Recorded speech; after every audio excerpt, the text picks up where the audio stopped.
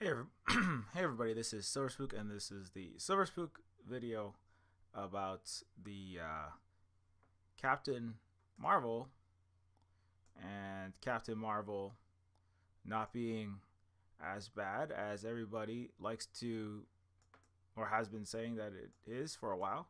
And of course, we're also going to talk about Nick Fury, who is in that show, and why we don't have a Nick Fast and Furious or a Fast and Nick Furious. Anyway, that's kind of a joke. I said that so that people who are incessant pedants might increase engagement on this post by replying and answering that question that I know the answer to. Anyways, so don't forget that uh, everything we do is supported by the Ko-Fi, Patreon, subscriptions. Don't forget to hit the like button, subscribe, follow, tell all your friends about this. I forget to do that at the beginning of these streams, but because it does go to help us out. Neofeud is also on sale. That's the cyberpunk adventure game that supports everything that we do here.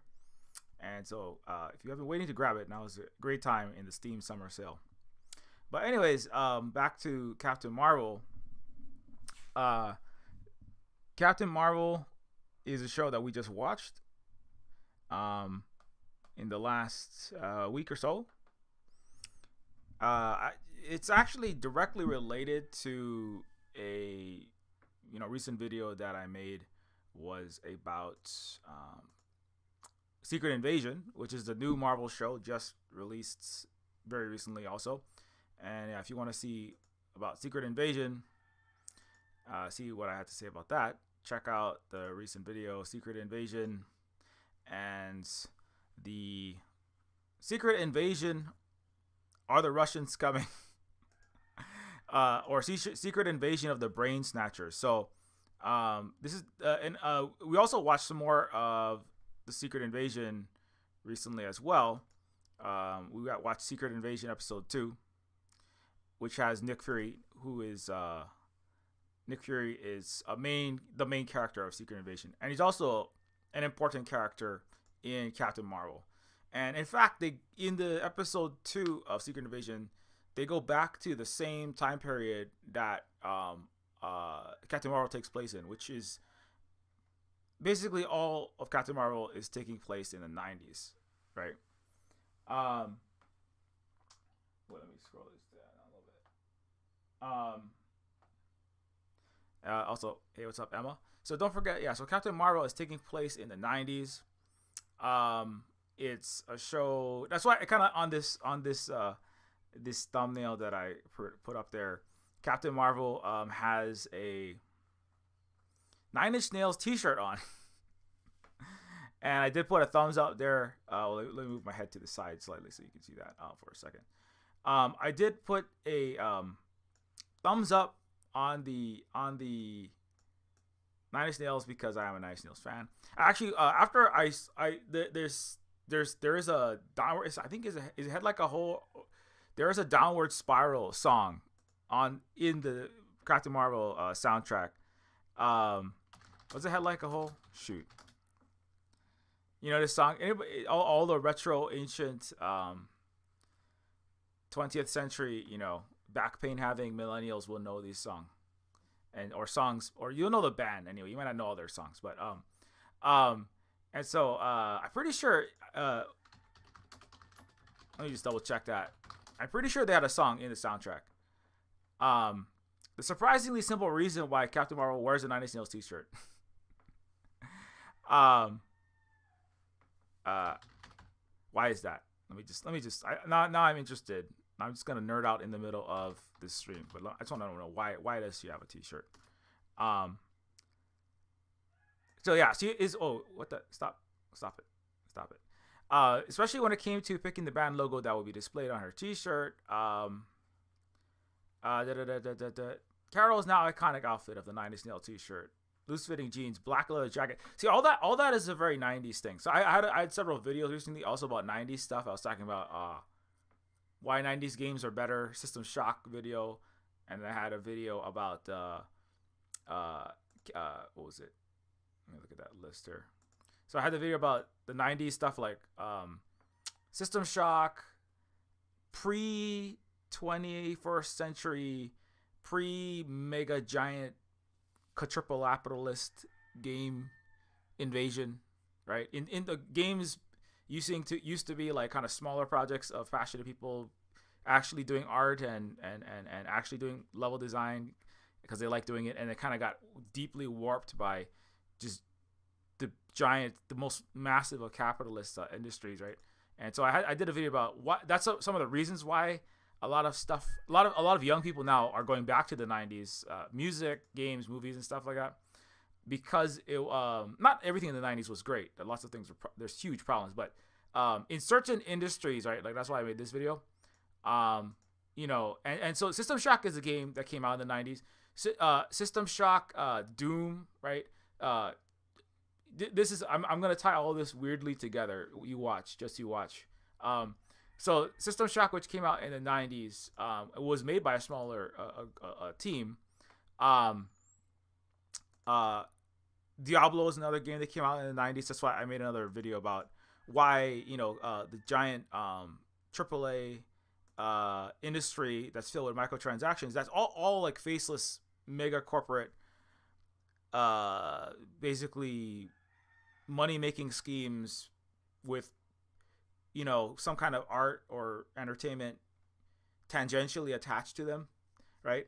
What they are now is very different from what they were in the 90s. And so I think like the things that I liked about Captain Marvel actually is that it kind of, it's not that it's obviously it's a Marvel movie. So I mean anything, I don't want to reiterate my 2-hour massive tirade that I always go off about when it comes to anything from the West, anything Hollywood, anything Marvel, anything Disney.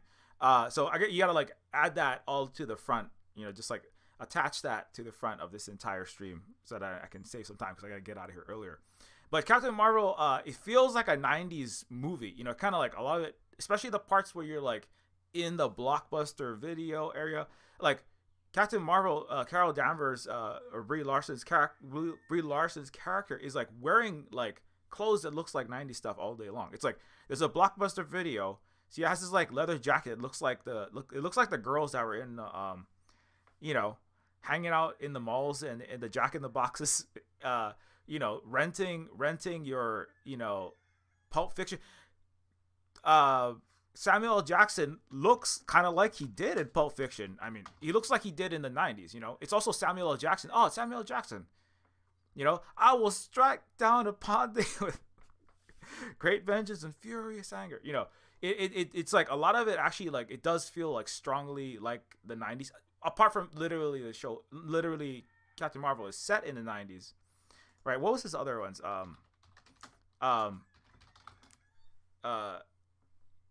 Let me just get his other 90s movies. He was in like a bunch of stuff. But his biggest one was that, what was this one? His 21 best performances. No, look. I mean, what that? Okay, that's Captain Marvel. I was gonna say like that. This picture of him looks exactly like what he looks like in Captain Marvel. But like Samuel L. Jackson is de-aged, right, with computer generated. He's also in Jurassic Park. So Jurassic Park was another big. You go to I remember going to the Blockbuster video, and then renting the Jurassic Park, right? And Samuel L. Jackson is over there, going, "Oh my God, we didn't pay our computer programmers enough, and they asked for a slight raise, and they, spent, and they destroyed millions of dollars worth of this park, and then lots of people got killed because they had to smuggle the DNA of dinosaurs in a shaving cream canister. Oh no!" It's kind of like this is what happened to Twitter right now. It's like, so what's happening to the whole Western capitalist world is, oh no, we didn't pay our programmers enough, and now they've leaked the entirety of what was it, Call of Duty's source code is leaked. Oh no, we didn't pay our programmers enough, and all of Twitter has been obliterated, and now everything is broken again. Oh no, we didn't pay our X enough, and now Reddit's broken. Now our Teslas are on fire. Everything is dying. Everyone's on we didn't pay our writers and actors and directors in Hollywood enough, and now we lost $10 billion in like one day worth of our mega corporation valuations, and we're hemorrhaging money, and now Warner Brothers Studios literally on fire, like physically on fire. Yeah, anyways, so let me get off of that and come back to what I was on. So the point is that, like, a lot of the 90s, it just Captain Marvel is a movie that just feels very 90s for like several reasons. Like aesthetically, it's like shot in a way that looks like a 90s. So it has this kind of like reduced contrast, like avant-garde, like, what do they call this, alter film style, and like just like something about the visual quality of it. Something of it feels very 90s. And the clothing, obviously, right? The clothing feels very 90s. You have my rate's limited. So, and the perfect example. This makes me furious when Twitter says my rate's limited, and now I can't look at my own screenshots that I need for my stream. But anyways, so a problem that would have not existed in the 90s. If this Twitter was around in the 90s, we would not have a maximum of 600 tweets that we can read in per day. We're being drip fed our tweets. Anyways, bring back the World Wide Web and fuchsia on black webs 1.0 websites and AOL Instant Messenger. No, don't bring up. That's a bit slow. MSN Instant Messenger. Back when tech companies were like not the biggest mega things. Part of it is just that the tech companies were not as big as they are now. In part, the web ones. Now the big tech, big online, big internet companies are just everything, right? And so that's part of why we have the problems that we have. But anyways, Captain Marvel is wearing a Nine Inch Nails shirt. And the other tie-in I wanted to bring up is that speaking of 90s games, the game Quake, just a fun fact that I just know because I'm around this stuff. I've been around this my whole life. Nine Inch Nails was a huge fan of the game Doom. They actually Nine Inch Nails had in their touring contract that Trent Reznor and his friends had to have a PC set up in their touring trailer, or several PCs. Each of the PCs had to have the game Doom, Windows 95, with the game Doom installed on it, so that they could all play Doom in a LAN party and like blow each other's heads off and shoot demons and zombie soldiers with rocket launchers, in between playing their Nine Inch Nails concerts. And in fact, Nine Inch Nails got so into that, and they really love the game so much, they actually contacted John Romero. And just another fun fact that I haven't brought, I like to bring it up. John Romero is, of course, one of the original co-founders of the id Software and one of the godfather of Doom, basically. He's still around. He's still like, he was just playing. He got 1 million views on people watching him play myhouse.wad, which is this like, it's like, I don't even know what it is, but it's like some apparently very, very popular Doom level. People are still making Doom levels, See, the 90s is still alive. John Romero still has black nail polish. He still has his black nail polish, his epic metal hair, and he's got the black leather jacket. You know what I'm saying? John Romero could easily be standing next to Brie Larson. It would be like, this is some kind of cool rock concert in Austin back before it was being overrun by Elon, Starbase, and far right anti-vax, anti-mask clowns. Anyways, but Trent Reznor called up and was talking to John. He was like, I really want to work on a first-person shooter from you guys, id Software. And so Quake's soundtrack. Quake was another of John and id Software's. John is also an indigenous Cherokee, Yaqui, and Mexican person. He's who I've talked to on panels before, so I like to bring that up because I just like to, I've also like followed and used John as a very important inspiration when I was an indie game dev, or not when, as I have been, but especially when I was starting out. So, but that's another aside. And so Quake the game Quake had a soundtrack that was done by Nine Inch Nails, right? So this game, Nine Inch Nails was directly involved in the production of this '90s, very popular though not quite as popular as Doom video game. And there's literally a nine. It's so central were they, right? Were was Nine Inch Nails to Quake that there was a literal Nine Inch Nails weapon, the pickup for the nail gun, which is kind of like it's the equivalent of a submachine gun, or the chain gun in Doom, but instead of firing 9mm or whatever bullets, it fires 9-inch nails.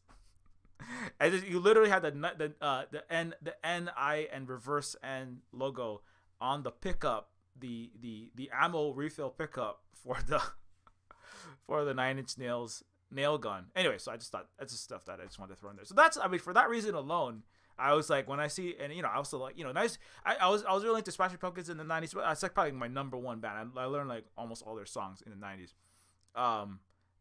But Nine Inch Nails is also, Downward Spiral is like, where are you gonna be without that? Also, I played Quake, so they're the Nine Inch Nails industrial music, and this kind of like the sound of like clanking ancient elevators, like banging hammers and random club screaming, and Trent Reznor was very very important in pioneering the usage of new editing tools like Pro Tools. I'm pretty sure it was like Pro Tools. Let me just double check that. Like Trent Reznor was like, it was a time in which like computer editing, right? Like this is one of his setups.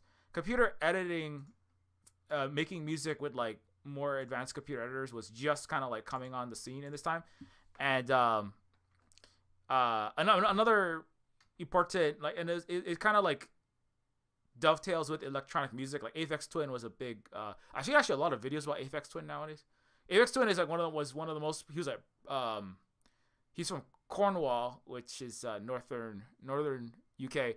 But he was like, somebody who was well known for like sampling the sound of tanks and living in a tank, living in a bank vault, like bouncing quarters off the sides of the inside of a bank vault, throwing random crap into a piano and smashing the keys. And it was like all this really experimental music and then audio editing that was enabled with computers. And like for a lot of computer nerds, which I was one, it's kind of like you can like spend like endless thousands of hours like just editing and tweaking and just trying all kind of things in your bedroom or in your tank or in your studio, in a hollowed out post-industrial deindustrialized US city. I think that's where, I think it's from Philadelphia. I can't remember where it was from. And Aphex Twin was from a deindustrialized northern England, so it's actually kind of similar in that sense. And then just kind of messing around with the computers and coming up with new sounds and like tweaking and using these new audio editing softwares to like do all kinds of effects. I mean, I spent a lot of time doing that myself in the 90s and ever since. Like contorting the vocals and making them, speeding everything up, slowing everything down, like throwing like 50,000 different types of effects on things to try to come up with new sounds. And so the sound of the 90s industrial, like if you look at a history of goth in the YouTube goth video gothosphere or YouTubeosphere, you'll find that it goes, there's the original goth and then like new wave and then vampire, and then when you get to the 90s, industrial is very important. And so in that kind of progression of alternative subcultures. And so and I would say like in the 90s it basically became mainstream, like Smashing Pumpkins and Nirvana, right?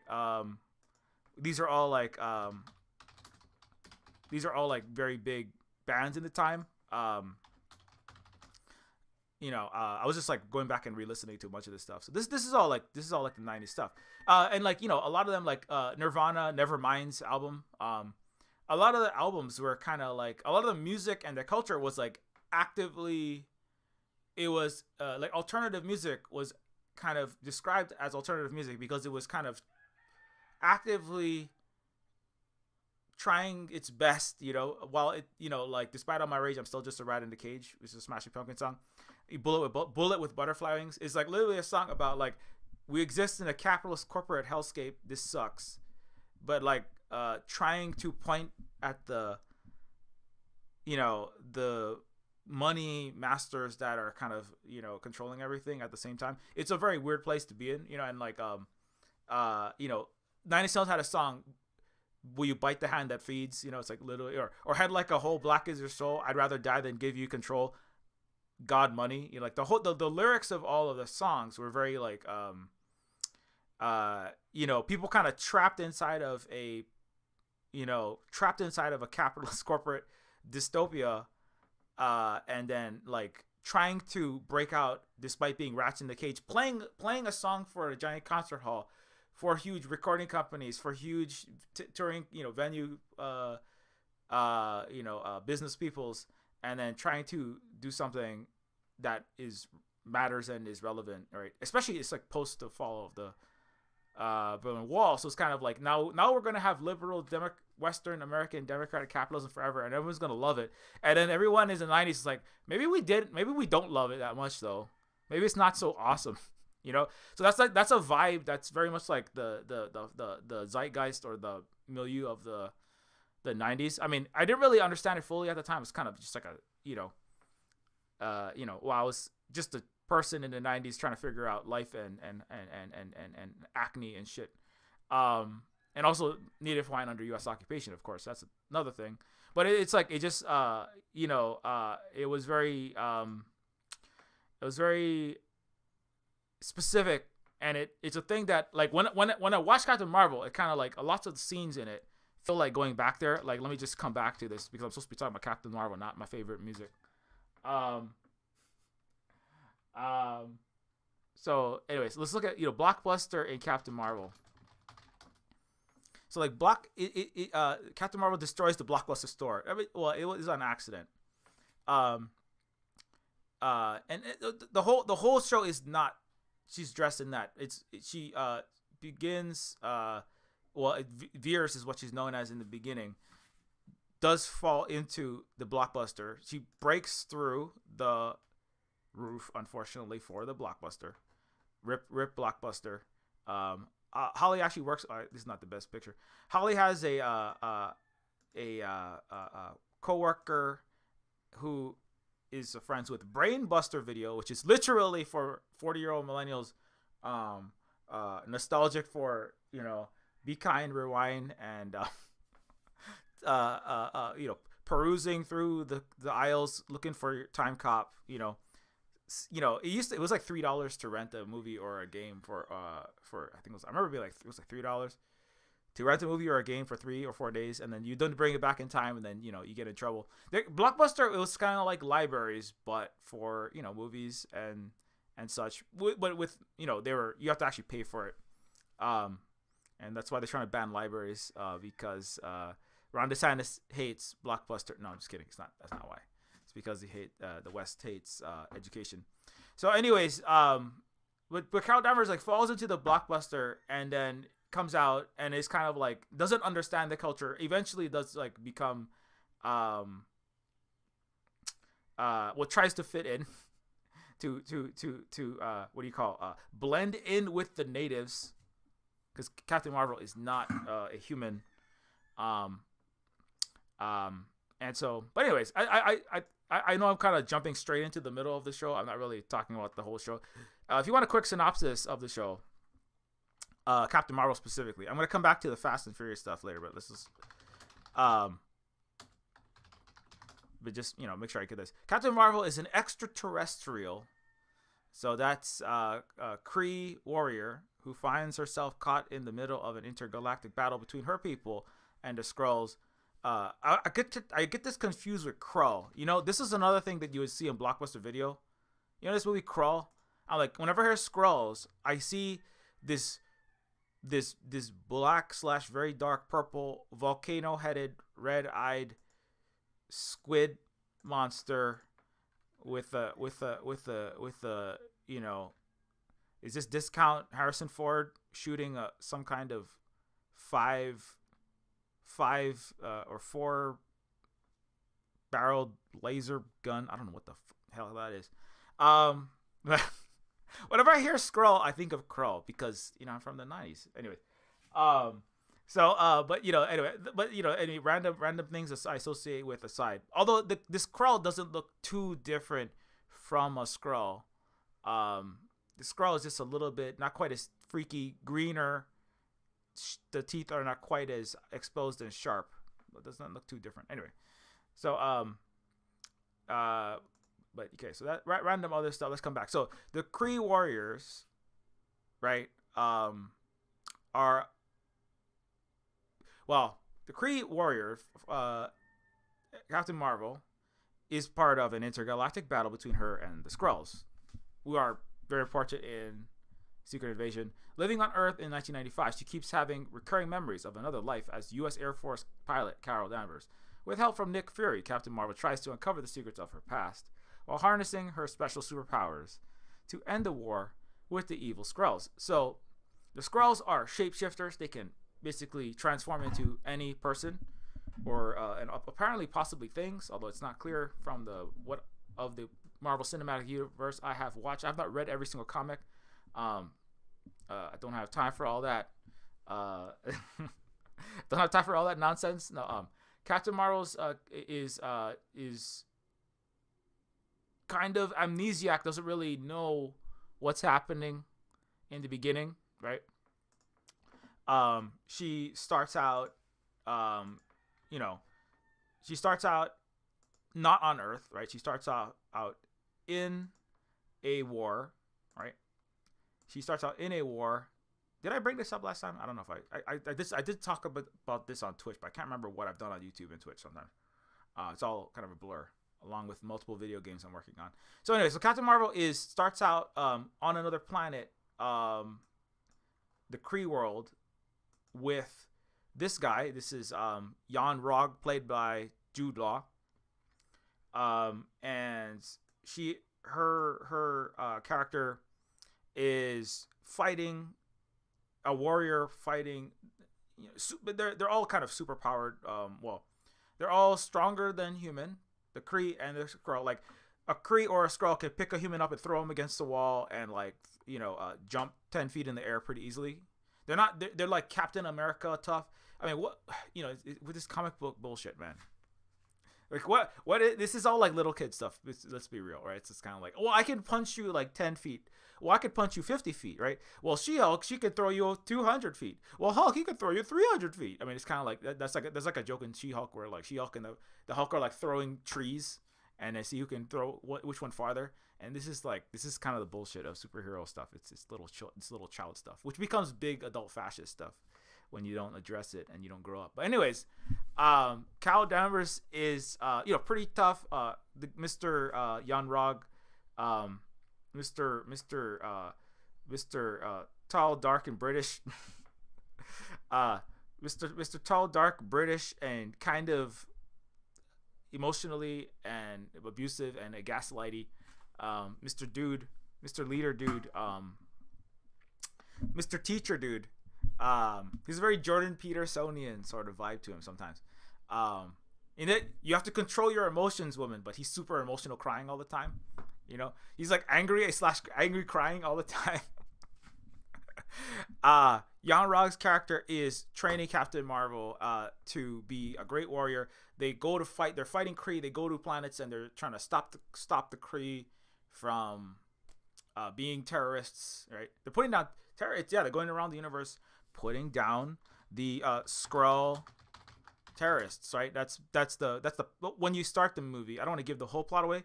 But that's kind of what's happening is these green people. I mean, and the thing is, when you look at them, like, oh my god, they have like long pointy ears. They have like creepy, wrinkly faces. They look like vampires that like spilled green apple juice all over their face. And it's like, I mean, they look like Peter from What We Do in the Shadows. You know what I'm saying? Who is a vampire and is very. The eldritch creepy looking. I mean, look at this. Okay, well, maybe their teeth isn't quite as, the teeth isn't quite as 9-inch nails long. You know what I'm saying? But the Peter is a vampire from the Taika Waititi show What We Do in the Shadows the movie. And look at that, and then look at this. I mean, it's very similar, right? They have like they have like all these exposed veins. They have this kind of lizardy, very inhuman look to them, and so you kind of get freaked out when you first see the Skrulls. And then they also can shapeshift and impersonate people, so they're very creepy when you first kind of are introduced to them in the Captain Marvel movie, right?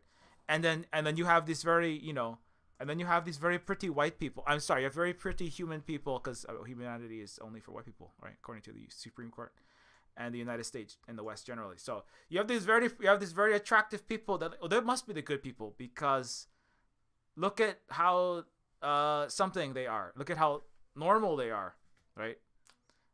I mean, these people in particular. And then you look at these people and you're like, well, those people like must be bad, because they're like, their skin is different color, and their ears are like different, and their nose is different, so that makes them bad. Obviously, I mean, right? I mean, come on, that's just like Western everything, right? History, culture, entertainment, education. So so you can see like why, and then so that you see these people, you're like, okay, well, obviously when Captain Marvel and her fellow soldiers are fighting the Skrull, they're the good guys. Obviously, it's got to be that, right? Because it's like my commanding officer Jan Rog, he said that they were terrorists, right? It's kind of like you go to Iraq and you're like, well, I'm fighting for America. It's the best country ever. It's the greatest country in the world. That's what we're all told. And then my commanding officer, right? My Jan Rog, I'm an army, sergeant, and I'm in this tank in Fallujah. And there's bad people over there. They're different color. They're brown. Their faces are different. Their noses are a little bit wider. Look at that. They talk different. They sometimes they shapeshift. Sometimes they're civilians. Sometimes they're not. In Iraq, they must be bad. Because that's what we learn in the United States and the Western world, which is that there's different people over there, different skin color, different face shape. They're very sneaky and duplicitous.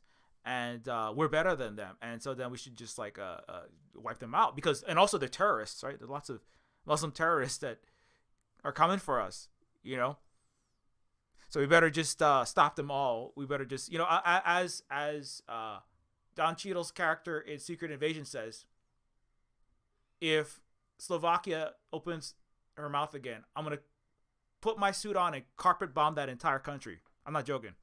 That was interesting. That was an interesting sentence that he spoke. The head of United States upper level Pentagon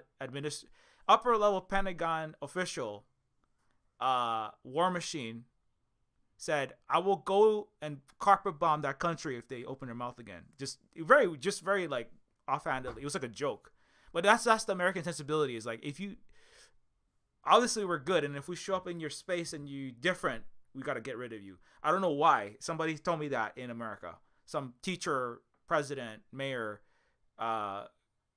commanding officer. Everyone's just saying that. We got to go over to this place and wipe you out. Right? Anyway, you see where I'm going with this, right? So it's kind of like Captain Marvel is being told it's very much the way that things work in the West, which is like, we're good. You look funny. You're bad. You're different. What really is obviously is more like you have resources and things that we need, and our leaders that manipulate and control everything in our West need you gone and need you enslaved, and so we can get all that stuff that you have and steal it. In Iraq, obviously that's oil, but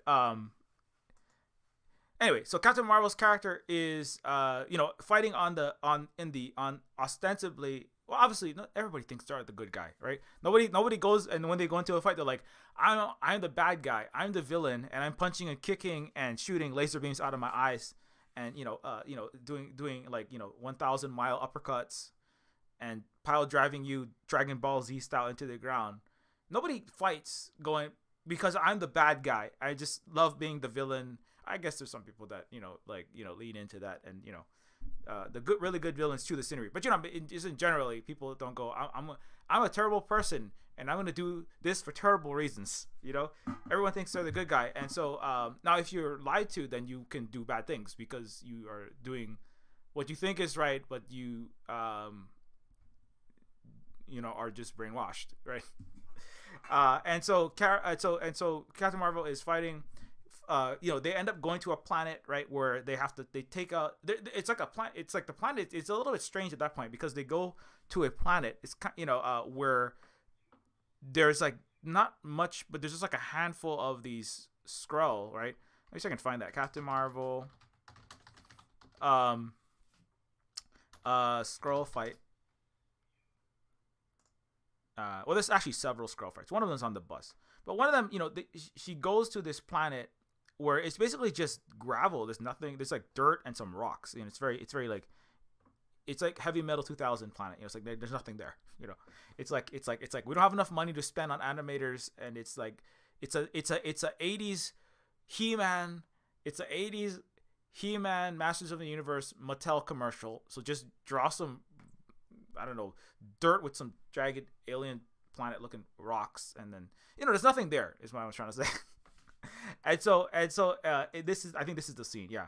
And so when they fight the Skrull, it's kind of like, well, I don't see there's not a huge armada, there's not like, oh, they're so dangerous. It's just kind of like they just come down and basically kind of wipe out, and they kill a bunch of these Skrulls, the Captain Marvel's people.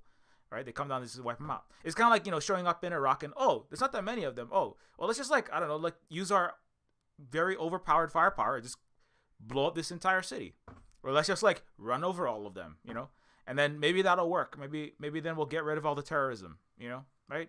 George W. Bush and Joe Biden and Obama, right? Maybe we'll just run over all the people who we actually funded and armed and trained who did 9/11. And then that'll fix all the problems if we just blow everyone up, right? What has the U.S. been doing for its entire hegemony? Making more terrorists so that it can justify infinite military spending and global imperialism. But anyways, so in this scene, you're kind of what are we doing here? Why are we shooting all these people? I mean, it's not. You start to question it by the time you get there.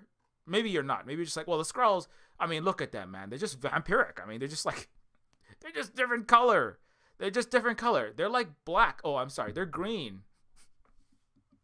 And because we're not racist in America, so we know that black people are the same, right? No? Or are we too? No, oh, I'm sorry. We're still killing 1,000 plus of them and then locking them up in mass. But no, I mean, look. Captain America is black now. It's Anthony Mackie, so America's not racist anymore. We have a black superhero. We have a black, we had a black president. Now we have a black Captain America. Everything's good, right? I'm being facetious. Anyways, so the people of the different color that they're killing, of a different, not technically of a different species, but it's clear that they're like some kind of, they're a sentient race, right? But it's and then after that point, I mean, they do fight back, so it's not like they're just standing around getting killed, right? They do fight back, and they do kill some of the Kree. They do kill some of Captain Marvel's alien race, right? But they are being actively shot and attacked, and their people have been systematically wiped out on multiple on at least one planet, right? And there is a supreme intelligence that is actually, interestingly, there is a supreme intelligence that is basically an AI. Well, I guess this is what it looks like in the comics. It's a AI or some kind of super mind. It's kind of implied that it's AI, some kind of computer intelligence that is controlling everything inside of the Kree universe. Captain Marvel's universe it's basically like if you let ChatGPT and Stable Diffusion run all of the US and NATO. You know what I'm saying? That's the kind of genius plan that these people, it's very much like the West though. But that's basically what they do, right? They're like, well, we'll all be saved by our God computer, right? Our Deus Ex Machina. And then the Kree are a space alien advanced civilization that have given all of the control of their society to ChatGPT. Um, and so when you encounter the supreme intelligence, right, it's always in the form of this somebody that you know and recognize. So this is like Captain Marvel's. I forget what her relationship is at the beginning. It's it's Captain Marvel's important figure in her life, but she's also amnesiac, so she doesn't remember a lot, right? For reasons that you find out later. And so the supreme intelligence is like we have to get. It's kind of implied in Holly brought this up that we have to get rid of the Skrulls because the supreme intelligence has the supreme plan, and the supreme plan is that we have to make sure everyone is it has a lot of iRobot-y sort of science fictional tropes to it, where it's like in iRobot, the Skynet, right? It's supreme intelligence, right? The I forget the name of it. I forget the HAL 9000 name in it. But the central computer decides, the artificial intelligence decides, in order to protect humanity, right? In order to, as Asimov described in the book, not allow harm to come to humans. Rule number 1. Law of robotics number 2. I cannot, by inaction, allow harm to come to a human. And number 3, I must follow human orders except if as they contradict the first 2 orders. And so the supreme intelligence decides to protect the humans. I'm going to take control over all the humans because humans are hurting themselves, right? And they're killing themselves. In an Oppenheimer sense, we're going to nuke yourself on top of you're hurting and killing yourself, but literally also destroying your own planet. So the supreme intelligence, it's unclear. It's not really given, but it's like it's a computer that decides I have to control everything, and people have to be put in the right place. And I'm the ultimate controller as the smartest intelligence, and so I have to tell you what to do, Captain Marvel, and I have to tell everyone else what to do. And the Skrulls are hard to control because the Skrulls, they transform, and they don't so they don't look, and they aren't one person, right? Necessarily, well, they are one person, but they look and they change shape and they're different, and so like they have to be controlled. So the supreme intelligence is basically Westernism, which is fascism, which is everything must be controlled and dominated, and everything has to be going to my plan, and everything has to be like me, and everything has to be uniform, the way that somebody at the top decides, right? So it's kind of like, actually, I would argue that like the visions of artificial intelligence that wind up doing these things are uniquely Western colonial capitalist, Euro ideas of what artificial intelligence could be. Because, and I have a whole, this is kind of, I'm going off the topic a little bit, but if you want to hear my takes about specifically what non-colonizer, non-Western artificial intelligences could be like, I have a whole video called the indigenous artificial intelligence requires indigenous intelligence, and I can never remember where I put that video or if I still have it up. Perhaps I took it down accidentally. Holly has a link to it. It looks like the Stargate, but it's not Stargate. There it is. Yeah, Holly has a link though. So if you want to hear about why I think that artificial intelligence cannot exist without decolonization and indigenous intelligence, then you can watch this video, which is 4 hours just on that topic. But anyways, let's not spend 4 hours on that topic. So coming back, so that's another thing that comes up in Captain Marvel is the supreme intelligence. And so it's also, but another interesting thing is that the supreme intelligence reflects the supreme intelligence's relationship to Captain Marvel and everyone else is a macrocosm of the microcosm of Captain Marvel's relationship with Jan Rog, her commanding officer or teacher, Jude Law's character. Is artificial intelligence the former ruler of the Kree Empire who embodies the Empire's greatest minds? It's explicitly described as an empire, right? So that's important as well. It means it conquers, it crushes, it destroys, it integrates, and it gives the benefit of all resources to the top of its empire, the most powerful, and it's an unjust, violence, and disinformation-based hierarchy, not unlike Greece, Rome, Spain, Britain, France, United States, etc. The Supreme Intelligence appears as a different person to everyone, notably appearing to Mar-Vell as verse. And anyways, let's not read that entire entry. So, and so the Jan. Let me get the Jan Rog guy up here. So the Jan Rog character is again, he's played by Jude Law, is a Kree Empire commander and leader of Star Force, with a devout loyalty to the Supreme Intelligence. So he's very loyal to the Supreme Intelligence. The other guy who is in the Guardians of the Galaxy, right? Whose name is Ronan. I remember this because Holly kept asking me, what's that blue guy's name? What's that freaking blue Ronan? Ronan from Guardians. What's his name? His name is Ronan. He's played by what's his face?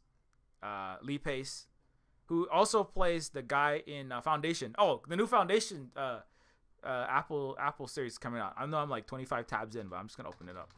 I'm gonna be doing a video on this season 2 when it comes out because I really like Foundation. Foundation is another Asimov book. This is a TV series produced by Apple that's coming out very soon. It's probably gonna be the last thing that comes out. Lee Pace plays the infinitely recloned emperor of July 14th, infinitely recloned emperor of the Asimov, mega space opera, just massively scoped. It's very Russian in that sense. Very, very, very, very deeper analysis than Western analysis.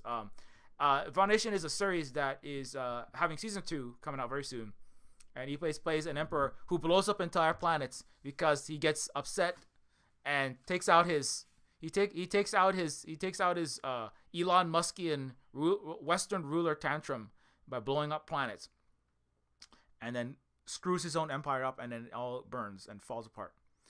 Anyways, he also plays Ronan, who is a character who communes deeply. Ronan is another Kree, so Ronan is the same alien species as Captain Marvel's fellow soldiers, right? They have this blue blood. A lot of them are actually blue. So not every single one of the Kree are blue, apparently. I mean, I don't know. I'm not some weird nerd. I'm not a weird Marvel specific comic book nerd. But they're mostly blue. They have giant hammers. Well, this guy has a giant hammer. Kind of shaped like the face of a llama, and his face has red tears, and he looks like a German metal band lead singer. So that's cool. Anyway, not unlike the ones who entered the Eurovision contest recently. So anyways, Ronan is a character who is also communing constantly with the Supreme Intelligence. It's kind of implied that he's kind of lost it. He's very eager to do the bidding of the Supreme Intelligence, which includes just like massacring massive numbers of people. He also shows up in Captain Marvel. He's in Guardians of the Galaxy. He's the nemesis in Guardians of the Galaxy, right? He has those giant anime shoulder pads that make you look like you're like 70 feet wide, and some interesting art, interesting finger painting on his chest. I don't know what that is. Somebody undoubtedly does and will probably speak in the chat at some point. Anyways, the Ronan character is somebody who's been competing with Supreme Intelligence. Jan Rog also follows the Supreme Intelligence, right? And is a commander and the leader in the Star Force Army. He's very devout. During the Kree Skull War, Jan Rog and Minerva were dispatched to kill Mar-Vell, planet C-53. It's very kind of funny names. It definitely feels like 70s sci-fi names, like Minerva, like Minerva. Okay, so Mar-Vell, like when I read Mar-Vell, all I can think of is Key and Peele sketch, Go ahead, Darvale. With the crying mobsters sketch because of the way that it's spelled. Anyway, that's another. I'm not gonna go down that one. But Key and Peele, look it up. The crying gangster. Jordan Peele is very good at crying on cue. He's a very good actor, very underrated actor, very good writer and director, but even underrated actor. Anyways, during the Kree and Skrull War, Yon-Rogg and Minerva are dispatched to kill Mar-Vell on planet C-53, seeking a Tesseract-powered energy source she was developing. Anyway, so that's what they're kind of doing. Is they're trying to get this Tesseract. That ties into the rest of the Marvel series. To get the Tesseract is in various places. Is that Infinity Stone inside of a glowing cube, right? Loki has it at one point. He's trying to get it, steals it multiple times, possibly. I haven't watched the entire Loki series, but Yon-Rogg later took it under his tutelage. He takes under his tutelage. Okay, so he's the tutor. He's the tutor of Vers, a U.S. Air Force pilot who absorbed the core's energy during its destruction. Years later, at the prospect of Kree victory, the Starforce had cornered the Skrull population, including Talos to C-53, when Vers learned of the true origins of C-53. Anyways, so I'm so proud of you. You've come. This is important because it's kind of like establishes what I was talking about. With like, I'm gonna get to like oh shit, I gotta get to it fast. It's still 35. I'm so proud of you. I gotta get out of here soon. You've come a long way since that day I found you by the lake. But can you keep your emotions in check? So this is Mr. He's angry. He's so angry all the time, right? But he's always like, can you keep your emotions in check long enough to take me on? Implying that like because women, right? Captain Marvel, you're so emotional. You cannot beat me, Captain Marvel, because you're an emotional woman. And I'm a very not emotional, very serious, very, very, very calm, rational white man. And that's why you can't beat me, because you're stopping emotional. I mean, like, where have you heard that? Like, right? Well, I mean, if you're a dude, you probably said that, or possibly. And then if you're, it's like when you're losing an argument because you're a mediocre white guy, which actually I did appreciate that line from Secret Invasion. Finally, there's a few of us brothers up, finally getting our place in these malemployed unjustly employed mediocre white guys, and now we're up there. No, but when a mediocre white guy starts losing an argument, he'll start reaching for things like, you're emotional, you're irrational, you are hysterical, you're this and that, even though the woman's like, but I'm pretty sure I'm right, and it actually is correct by the history and the facts and the evidence and the, actually has empirical, rational, evidence-based argument. And the white guy would be like, you're getting emotional, right? Because, and and I even see my dad do this. It's weird, he when he gets really emotional, he'll be like, you're getting emotional. But it's like, that's not, but no, because my dad has been colonized by he's a Hawaiian guy, but he's been like, because of U.S. occupation and forced Americanization, colonization, and genocide, he acts and talks in this way. And also, like, I myself to an extent have had that because the United States occupation and genocide in Hawaii. And he'll be like, why are you getting emotional? He's actually said that to me, like, why are you getting emotional? I'm like, Dad, I'm not emotional. I'm just telling you, like, this is the history. This is the evidence. I mean, you don't like the history, you can go argue with the history book, argue with the actual thing. I like cite some works, need citation, and then you cite something, and then they move on to the next thing. They just, right? Isn't that what it's like arguing with the average Westerner and especially white dudes on Twitter or on the internet or anywhere, right? I need a citation. Here's 30 citations. People do this on my threads, right? Some white guy be like, you're saying Hawaii had better infrastructure, rail, universal healthcare, socialism, higher literacy rate, and was basically more advanced than any Western country in all respects. Needs citation. And I'm like, here's like literally 50 pages of citations. How much threads and how much links and how much do I have, right? And then they just like move on and don't look at it. And then, right? But this is what the West does. It just screeches lies. When you correct the lie, right? Like you go, hey, that New York Times article has, fabricated information. Then they just make a bigger lie. And then they go, you need a citation for stuff that's super cited. But we'll just like blast more bullshit and more nonsense and a fire hose of CIA disinformation down everyone. And then before that, MI6 and, British Imperial information. Before that, French and Spanish information. Then before that, Greek and Roman information. And we'll just blast that when you're trying to cite, what, we just did some genocide? What are you talking about? That never happened. We'll just blast more disinformation while you're citing it, right? So your site, we take your citation and we put the mute button on that. Like, I'm sorry, you can't read more than 600 citations today. So it's right. It's kind of like, oh, I'm sorry, our internet is being used too much to actually tell the truth because too many global South and non-Western and unbrainwashed Western people are telling other people the truth. Well, we'll just shut off the entire social media sphere and the internet, right? Don't go on TikTok. Oh no. So, because there's, in the East, there's actual dialectical, comprehensive thinking, and they're not based perpetually in disinformation and lies. But anyway, but so like when a guy gets emotional, the way that Jan Rog does, he's getting emotional because that's just, it's like, I don't have I am wrong. I am a liar, and I don't have the moral high ground. I don't have the ethical high ground. I have to project what I'm doing onto you and just like yell and threaten you enough that you just accept this unjust reality. It's just, that's basically what he does, right? He's kind of like, well, Danvers, this doesn't make sense, but just accept it. Holly was telling me a story, like when Holly was little, Holly had an encyclopedia that like her dad was like, here's an encyclopedia, read it, and she actually read the whole freaking encyclopedia.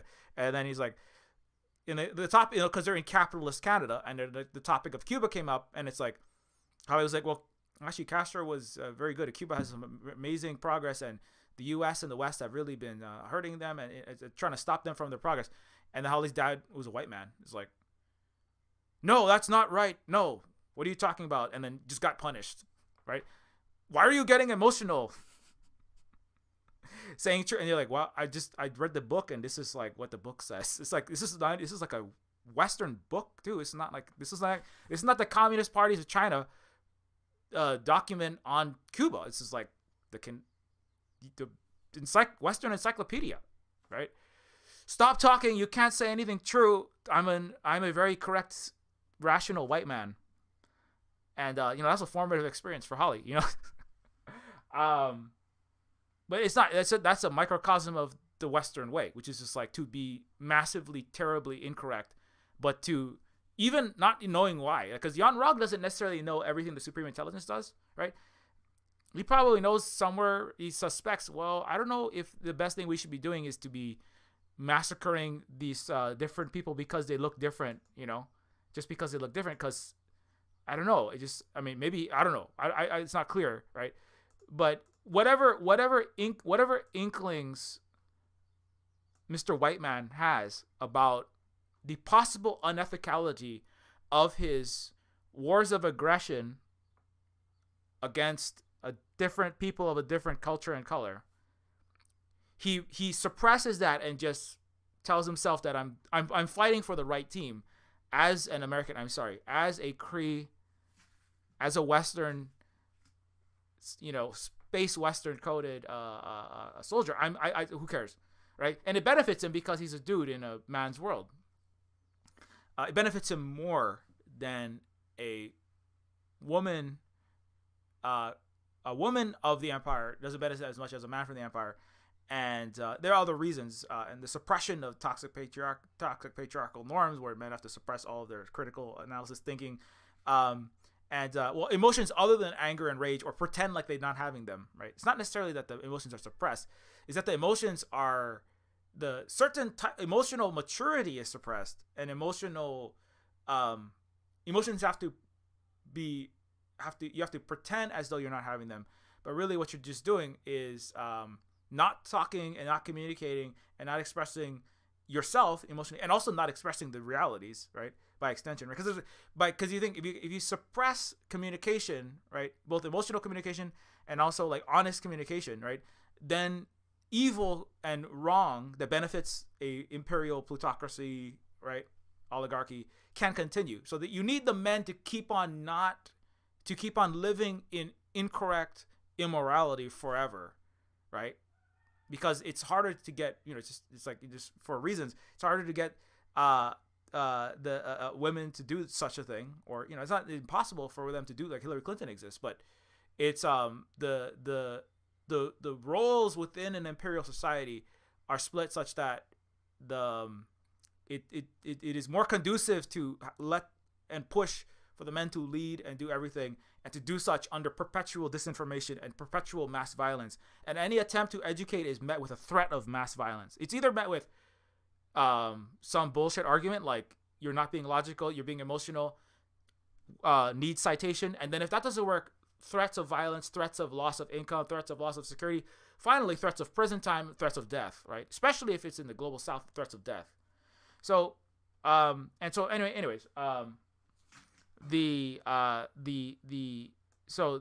is the part I gotta finish soon because I gotta go have a chat with some friends. So that was the part that I liked. The most important part of Captain Marvel is that, you know, the reason why, and I said people hate this, right? People hate Captain Marvel, but it's not for good reasons. It's for bad reasons. The reason why a lot of dudes were upset, and they actually, like, you know, Brie Larson got all kind of death threats, you know. Twitter fans claim Brie Larson had death threats in a row. You know, Brie Larson gets violent death threats. You know, she was attacked. I mean, she was publicly attacked. And people, like, all kind of really gross things were said. It's not that she actually, you know, she's just an actor. You know, she's just an actor. She's playing a character. Number one, right? If you're gonna like send threats, if you're gonna send you know, why are you getting all weird? Like, it's an actor in a movie, right? But again, that's the dudes getting emotional, especially the white dudes getting emotional, right? That's what Gamergate was run on. It was like, there's too many women in our Star Wars, right? There's a white woman in our Star Wars, and there's a black man in our main characters in our Star Wars, and we can't handle that because we're immature, emotionally undeveloped, incapable of honest communication, critical thinking, and also giant man babies, like in the She-Hulk stream. You can go watch that if you want to learn about that.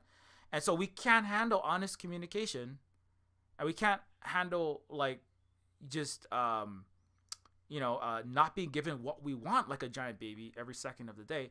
And so they throw all these threats, right? That literally the global far right is led by, right? I have to bring this up. Gamers, Steve Bannon, and Reddit and 4chan, gamers getting upset that there were too many Chinese people in World of Warcraft, and then Steve Bannon goes, "Wow, there's a monster power of millions of." Steve Bannon said this: white men who have huge amounts of time on their hands playing video games, etc. White men nerds, and the white men nerds have these huge amounts of time, and we can weaponize that to get Trump elected, get Brexit. He said we can use this for far right or whatever interest we want, because they will really jump for that.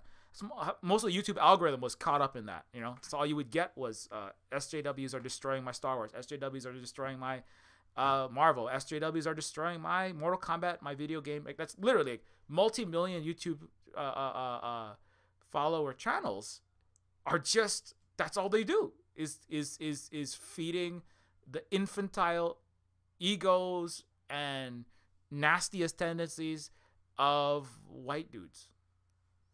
And so, especially privileged Western white dudes in particular, but, you know, it might sometimes not even white, but a lot of times they are. And so, you know, what does that do is that, and so then when Captain Marvel came out, it was like, well, there's a woman, and Holly pointed out there were several other movies that came out at the time, and it was like, we have to, you know, it's I think that, you know, people, you know, why did people not like, you know, why did people not like Captain Marvel, right?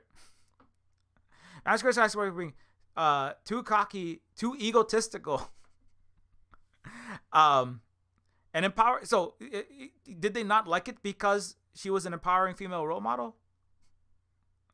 From the get-go, fans criticized the Captain Marvel character for being too cocky, way too egotistical to be super. However, we prefer the term empowering. Captain Marvel was Marvel's first female superhero epic, and with that came a lot of challenges. So, you know, and the thing that Holly pointed out is, you know, in the Marvel universe, there are like 40, 50 plus characters that are dudes, and there's three women that actually have some kind of show that where the main character, right? Like, let's just look at the Avengers, okay? You look at the Avengers, especially for the 20 naughties and the teens. almost every single one of them. And I know I pointed this out before, but it has to be pointed out because I think it's a lot of people forget. Oh, come on. See, the internet is like, stop, Silver Spook, stop pointing out the truth, or we're gonna supreme intelligence Western Jan Rog you. We're gonna just stop you from pointing it out. Threats of internet speed throttling. It's another way. That's happened to me. I'm not even joking about that. Just speaking the truth as a native Hawaiian, they cut off my ability to stream and post even images to Twitter. So right?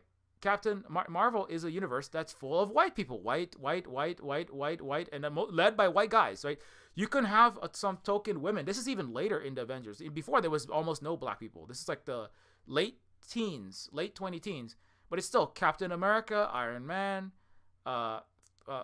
Hulk, and Thor. These are 4 white guys, the main 4 that do all the major acting and agents, that have all the major agency in Avengers. Is 4 white guys, and then there's a token sexy girl, Scarlett, Scarlett Johansson's character, Black Widow, and you have there's Hawkeye, but there's another white guy, and then you have your token War Machine, right? He's like, oh yeah, I have I'm not racist because I have a black friend, and there's a girl that I sometimes maybe hang out with, and mostly I just hit on her. Right? Which is like, that's the level of acceptable representation. That's the level of acceptable presence and acceptable storytelling in entertainment, movies, games, shows, period. And then the thing that, what they'll say is, oh, the plot, I've gone over this with others, why Brie Larson and Captain Marvel didn't deserve the hate they received, right? Captain Marvels were introduced to one of the most powerful characters in MCU. Sadly, fans couldn't connect with her. The reason why when they say fans couldn't connect, what they mean is white men nerds were upset that it wasn't a white man because they're sexist, racist shitheads. That's what it is. And nobody wants to tell them that because Disney, Marvel, game companies, and movie companies want to make a lot of money keeping their white men who pushing the global far right spoiled little babies. That's why. Right? And now they're not having any sex. And then, it's kind of like Marvel and Disney. You want to keep all of your men, 70% of them not getting dates on Tinder forever. That's just kind of sad. It's kind of like, it's your fault. You keep babying these people. And now, they're throwing tantrums. And now you have the incel. And now you have, a global far right. You have AFD, alternate AF. Ukraine, a lot of it was powered by internet, Reddit, and 4chan spoiled white nerds. When I was going to market Neofeud, and I'm like, why are all these racist, sexist dudes? They literally, I posted, here's my cyberpunk adventure game. Oh, I don't know, it looks too wokest SJW agenda, not buying. That's like, I'm like, oh wow, the gaming community, right, is still full of this toxic mess. You know this if you ever play games. You ever play some big, especially shooter games? The fandoms of movies and games, especially the really nerdy and that stuff is full of this. It's not gone. I thought maybe it's gone. It's 2023. It's not gone. It's not gone. No. There's a 90% of the world outside of the West that is different. They're not white. I mean, there's India's got a lot of problems, but there's a lot of the rest of the world that's like, well, let's have some diversity. Like let's let's have different characters and different stories, right? But the reason why people did not like Captain Marvel, especially in the West, is because it was a white woman, or it was a woman, period, just a woman, who was the most powerful character in the show. They can't act. Her acting was as good, what's his name? Chris, any of the Chris's, these people are just, they're okay actors, not terrible actors, but they're just, even Chris Evans himself, Captain America, literally made a movie, Scott Pilgrim, where he played a pretty okay actor. Because Chris Evans is at least honest with himself, unlike all of his white boy fans that can't acknowledge the truth, which is that all the white dude characters are just mediocre white dude, okay actors playing mediocre, okay characters. And that's enough to get into Harvard as a mediocre white dude. And that's why I have to be. And therefore, I'm not gonna get into the affirmative action, but that's part of it. It's like being a mediocre or sub-mediocre white dude is enough to get you a high-paying job, and being a very high level, very high performing woman or black person or non-white man, is enough to get you a less paying job working for that white dude while he does nothing but stand around the water cooler and bullshit with his fellow white boys about the game, the video game or the football game or the soccer game or the golf game, doing nothing being mediocre Harvard placement boys that daddy called in when they didn't get in Harvard, or just in general, right? So this so similarly the characters, right? Like I said, Jordan Peele can outact any of the Chris's, any of the Iron Man, Robert Downey, Chris Evans, Chris Helmsworth, right? Jordan Peele is a better actor than every single one of them. I will say that, period. But he will never have a role or be in something as big and as lucrative and as massive and as well received, or not as well. I shouldn't say well received, but he will never have something at that scale because, well, he's still not a white man. So, anyways, but since we've already gone there, this is the end of the stream because I gotta leave in about 5 minutes or less. So, but so that's the reason why people hated it is that people have said a lot of things, right? About this. It's the script is bad, acting is poor. I don't like the sound design. Captain Marvel is too cocky. Like literally, like the whole show is also it's important. I mean, there's so much more I could say about this. I don't have time for it all. But Captain Marvel and Marvel, which is her actual teacher, and there's a black woman character, I can't remember her name right now, that was in the Air Force as well. And part of the story was that like only men were allowed to join the Air Force, fly in the cockpit. Only men were allowed to fly the jets in the Air Force. Her whole history is like, the boys are like, you can't do this. You in boot camp, they're like laughing at her when she falls off the rope. When she's growing up, like, you can't ride that bike very good because, well, or you can't do this and you can't do that. There's a guy's like, it's called a cockpit for a reason. A guy tells her, you can't fly because you don't have a dick. Having a dick makes you better at things. That's, it's like, I mean, it's literally, but which is not false. This is like just how the West patriarchal and all patriarchal societies work, right? And so it's just like, that's the part. And then by the end, it's like Captain Marvel is being told you're too emotional by this guy she is actually more powerful than him. But that is just the norm of being a woman. You're just better at guys at things. Even Donald Trump, Mr. Right-wing dude man himself, Donald Trump said, I hired a woman to lead and be the major force in making my major real estate projects and in the architecting and such. I brought a woman into the important positions because I knew it's a man's world and women are 4 times better at anything than a man is because they have to be or they wouldn't get that job, right? So he just said it out loud. And everybody knows this. Everybody knows this, I mean, everybody knows. Nobody says it, but everybody knows that. And if you're a person of color, you also have to be better than the white guy, right? It's why affirmative action. It's not why affirmative action was put in place because LBJ was scared that the United States would burn to the ground because black people were pissed off in the civil rights movement. That's why there's affirmative action. Actually, it's basically white dudes were, oh shit, what if they burn everything to the ground? And the Supreme Court rolled it back because white men are rolling shit back that they don't want to give away, and and then America, doesn't deserve to exist because it's a sexist, racist piece of shit empire.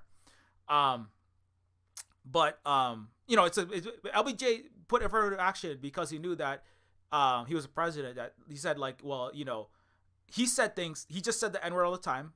He literally told his own black employees, "Would you like me to call you the N-word, chief, or boy?" And when the guy said, "Well, I'd like to be called my name," and he said like, "Well, you should just like listen to these words because that's the only way you're gonna make it in this world. Just let me call you N-word all day." That was the president of the United States said that, and then the black population, is it any surprise, was so enraged, not just by him, but just by the United States generally and its racism.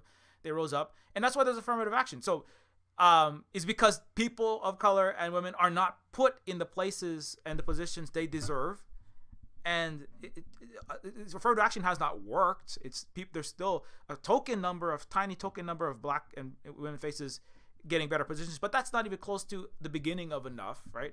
And so Captain Marvel called out this fact by going like, well, Mr. White Gaslighty Man, right, played by Jude Law, is telling her you can't, you're too emotional, and then but she is ultimately allowing him at any time, really. It's kind of, you discover like she could have basically unleashed her full power, but she's kind of being stopped and gaslit and told you can't, based on intimidation and fear tactics. But he doesn't,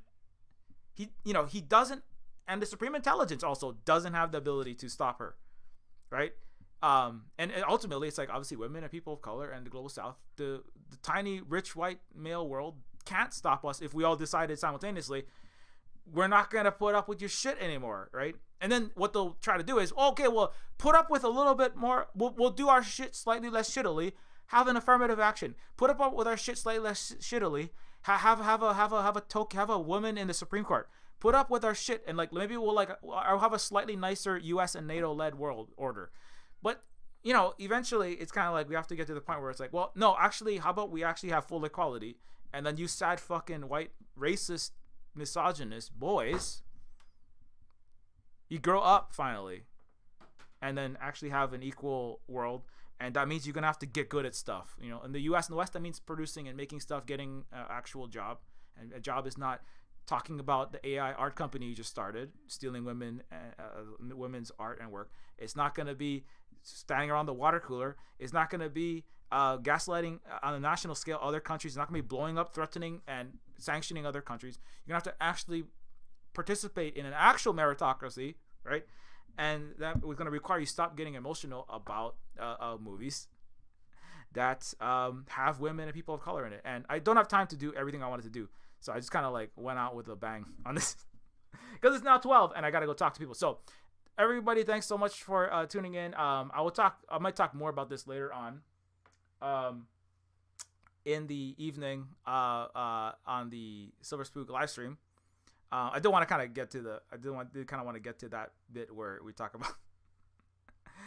about what the movie's actually about. But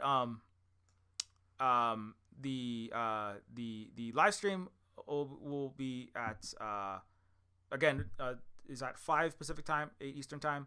But if you would, don't forget, Neofeud is also on sale, and everything that we do is supported by the sales of that game. It is on sale in the Steam Summer Sale. You see, unlike the CEOs of giant tech companies and game companies, I actually have to like spend like 15 hours a day like making games and then promoting the games. I wish I had money for a marketing team. I don't. I have to like promote the games. I made Neofeud as a one-person writer. I painted all the backgrounds. I did all of the writing, the programming, the animation, the art, the dialogue, the music. Like everything you see, I had to do it. With the exception of half of the voice acting and a bunch of the testing, everything was done. And it's so irritating and frustrating to see giant game companies making billions of dollars, right? Making sexist, transphobic, racist decisions, right? Promoting terrible things, having billionaires. When the people who run their companies, like Bobby Kotick, right, literally do nothing. They do less than nothing. They actually like fire the key individuals that are completing their games, fill the games with all kind of terrible microtransactions. And so anyways, so part of me is like, people keep asking me, Silver Spook, when am I going to get this? Or can you add localization, and can you add these features, port it to these other, I wish I could port Neofeud to PS4, handheld systems, and Nintendo's all the other systems that you can port them to, Xbox. I can't afford to do any of that because we don't have enough money to do any of that. So if you would like to support what we do here, consider getting the game, sharing the game. If you appreciate this stream, consider direct Ko-Fi support, as well as becoming a Patreon patron. If you have a second to leave even a very short review, it is massively appreciated because it does increase the likelihood that people will discover this video and the game inside of Steam. And don't forget that you can also get Neofeud on itch.io for Windows, Mac, and Linux. You can also get other games that we make, such as Pigeon with Gun, which is a game about fighting giant robot gajillionaires. Decolonizers is a game where you kick capitalist colonizer butts out of your sovereign country. It's kind of like stopping a Kree invasion into your country. Except in this case, you're yellow instead of green, but you're not white, so that's bad, right? Just like we said earlier. And so you have to. And so Decolonizers is a game that I made with my friend and Vietnamese collaborator Luna Oi.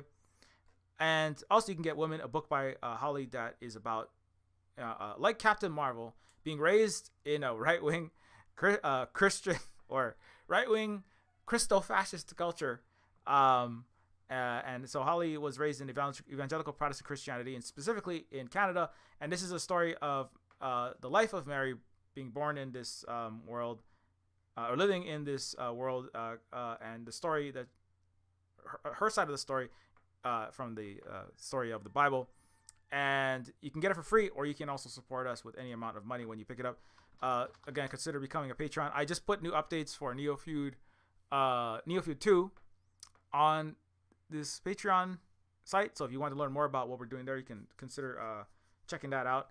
And becoming a Patreon member, you get access to the Silver Spook Discord and the Silver Spook as well, the Silver Spook University, which is over 100 hours or 1,000 hours of all the content I've ever produced, categorized according to topics. You can also follow at Silver Spook Games at Octodon.social, at Silver Spook Games at Mastodon.social, at Silver Spook Guy on Twitter, at Silver Spook Games for the game stuff on Twitter. And there's also Terminus Cyberstar is another, speaking of the 90s stuff, cyberpunk RPG that I am currently the head, I'm the lead writer on and lead content developer. Oh, and Twitter's broken, so you can't find it. So at Terminus C, and I don't know, you can join the Discord there. If Twitter ever works again, you can follow at Terminus C. And you can also follow Holly on, Holly also has a Instagram as well, which if Twitter's broken, you might want to follow that one.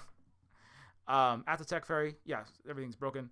So you can follow at the Tech Fairy, and Holly is producer, writer, poet, educator, married to myself, manages for KNX TV, and is which is a weekly Goblin Gatherings, monthly interactive variety show, and is also, they have music and interactive RPG in a Twitch stream. I don't know how to best summarize it. But anyways, Holly's also a parent, caregiver here, and is going to be joining me for a conversation that I'm going to be having very soon. So I should get out of here. It's 12:06. Anyways, thanks everybody for watching. I do recommend, Captain Marvel is not the best show in the world, thanks to the patrons. But as the Marvel